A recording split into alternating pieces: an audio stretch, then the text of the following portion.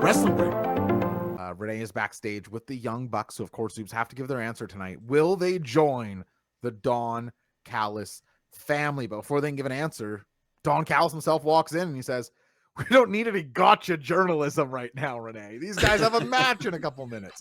Let them get out there, let them do their thing, and then let them make their decision. And boys, I'll even give you my signature intro. You love that, don't you? Go on, get out there." I thought Don was awesome here.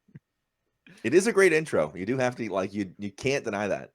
In not like an ironic, funny way. Like, Don Callis is a great intro guy. And if the Young Bucks do like it, I get why they do. And by the time they're out on the ramp, it does look like they are relishing the huge intro.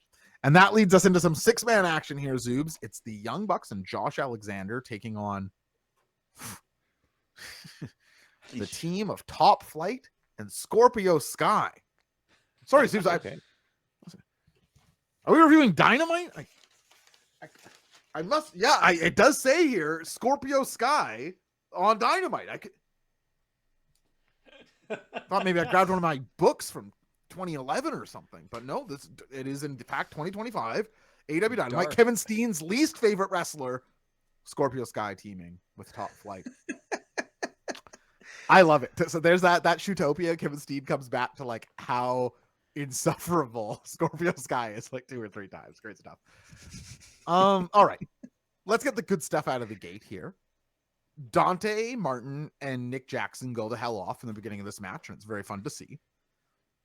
As great as the shooting star press from Ricochet was in the opening match, Dante Martin's crossbody to further than the middle of the ring is, and it's one of those moves that a guy hits it, and it's like Okada's clothesline. It's like, oh yeah, anything can be your finisher. You can, if you put some stink on it and learn like the coolest looking one ever. And that's what Dante Martin's looking at. That's amazing how far he flies. I think his brother is far below par of AEW Dynamite.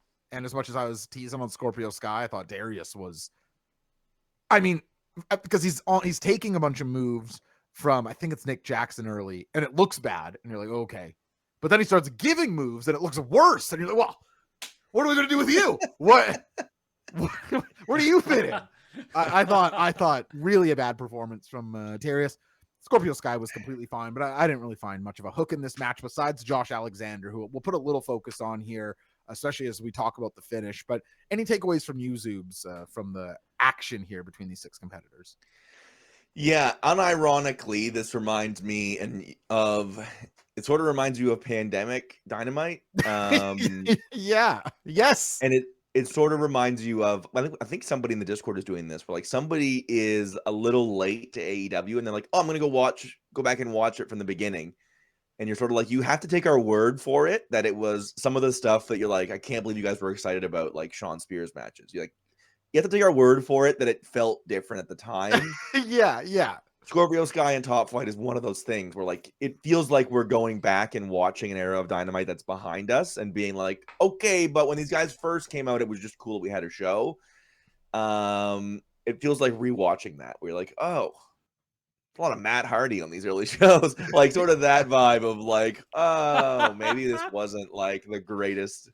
Maybe the 7s we were giving out, like we would not be giving 7s to in 2025. That is the vibe that I had here. So, you know me, brother. It takes a lot to get my brain to even turn back on during a 6-man match with no stakes and no titles. So, I don't have a ton of notes about what happened here. Scorpio Sky is like general anesthesia for me on this stuff.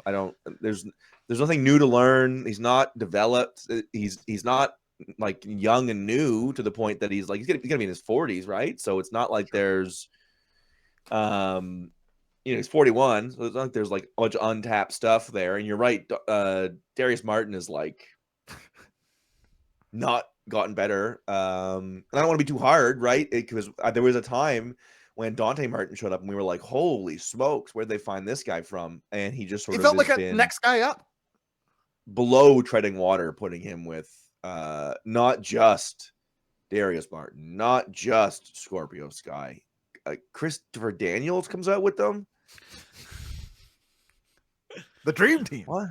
I was a basketball guy, Zoom. So when you saw them, were you at all reminded of the 90s Bulls? Yeah, for sure. 92 BJ Olympic Armstrong. team. Yeah. Holy right. moly. Yeah, I was just sort of like, that's not who I would want to be associated with having my entrance alongside where I supposed to be a young star in this company. Well, especially when you're already so evocative of, like you say, this era that we're not dying to revisit.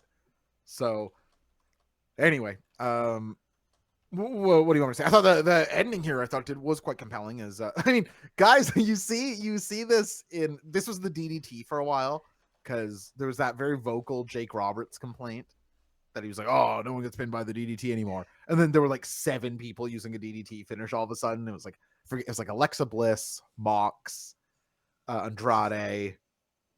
It's like 2018-19. Anyway, there's like just everybody starts using a DDT finish. And now I feel like the ankle lock / toe hold is that. Sure. Now the somebody grabs a hold of the ankle in AEW, watch out. Like something is going down. So Josh Alexander, and I think Josh Alexander has him and Kyle O'Reilly both have great ones. So I've got no complaints with it. They both execute them great, but I thought Alexander's looked great here as he gets the toe hold on Dante Martin, holds it on for quite a while. Dante's tap. Tries to celebrate with the Bucks. Hey, we won. The Bucks aren't so sure on the embrace. And then Mark Davis, Hechicero, Rocky Romero, and Don Callis join them in the ring. Don Callis grabs the mic, and he asks the Bucks if they're ready to join. And then he threatens that bad stuff might happen if you walk around AEW without a family. I would hate to have to do to you what I did to Kenny Omega. And Zoobs, this summons him. Out comes in my opinion, very missed Kenny Omega. I saw Kenny here, and I tweeted this out on our Blue Sky account, but like AEW just doesn't feel complete if he's not there in some way. He's we talk about Hangman as the main character, Eddie is the main character, but that's more in a much more like currently in this arc way. Mox and Omega are the centers of this company at its absolute central core, at least in my opinion. And having Kenny back on the show, I thought felt enormous. He comes out for the save here. And then Josh Alexander attacks him. And it sparks up a big beatdown. There's too many guys. I was just saying how much I know about Qui-Gon Jinn and Juice. You know nothing about me. Oh. Sorry, that was good response time, Qui-Gon Jinn and Juice. And so he's holding there. And then Don Callis Zoobs. I like this spot in wrestling. He's summoning the Bucks. He says, no. Let Kenny go, Josh Alexander. The Bucks, you go blast him with that EVP trigger. And they're grabbing him by the wrists. And they're timing the knees. And they sort of look like they're going to do it, Zoobs. But then wave your hands in the air. Jurassic Express is here. Luchasaurus is wielding a vacuum cleaner. And Jack Perry has a shovel, I believe. Looking like a damn Fortnite. A fucking knife around for a month, and now it's time to pull out a weapon. He gets the shovel. Looking like AEW Fortnite out there. You got pickaxes. Like you guys do. Everybody's on it. Run the Simpsons one. You got to run the Simpsons. I'm gonna do it. I could not believe this. Him running out with a shovel after he's been carrying a knife around for anyway. Different. Well, the knife's got the money. He stuck to it. He left it on the table. Oh yeah, I suppose that was his only knife. That's a great point, Seems. Yeah. We are so bad at this YouTube stuff. So if you would give us a hand, hit like, hit subscribe, maybe tell a friend about Wrestling Brain, this YouTube channel. Of course, you can always check out the full streams over at twitch.tv/Wrestling Brain. We'd love if you did. We'll see you there.